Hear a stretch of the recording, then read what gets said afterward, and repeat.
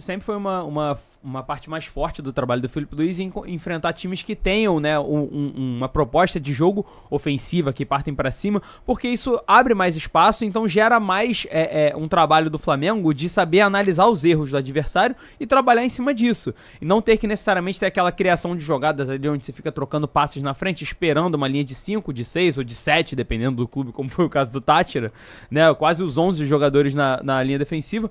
Então quando você não tem esse tipo de preocupação, né, você tem a posse de bola muito mais com o adversário tentando fazer alguma coisa do que genuinamente só se livrando da bola, o trabalho do Filipe Luís é muito forte. Não à toa, eu acho que a vitória contra o Palmeiras, que até agora, eu acho que é a vitória mais emblemática do ano pro Filipe Luís, eu acho que é a vitória mais difícil que ele conquistou, né, dado todas as circunstâncias, tá jogando na Allianz, né, tá jogando ainda desfalcado, como sempre o Flamengo vem sendo desfalcado.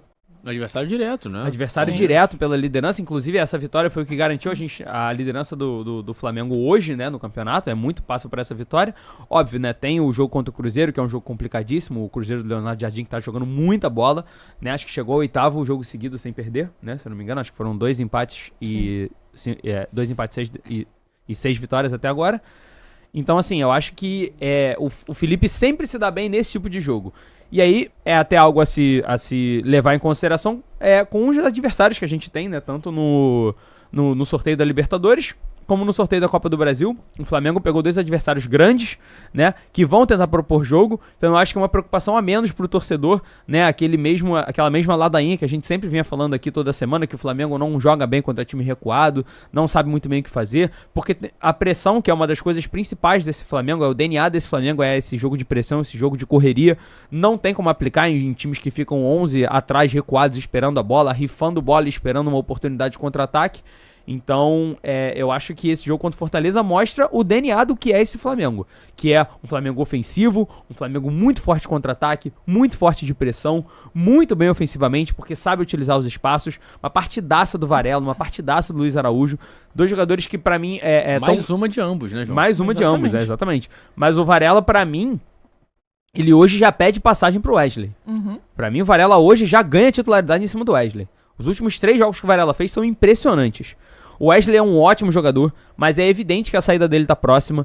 A maneira como ele vem desempenhando em campo é também muito boa, mas o Varela hoje me parece melhor ofensivamente. Me parece mais preparado ofensivamente, até pelas características diferentes. O Varela não é tanto esse jogador do drible, não é tanto esse jogador do confronto 1 contra 1, mas ele movimentando a bola e sem a bola, pra mim, ataca espaços melhor do que o Wesley vem fazendo.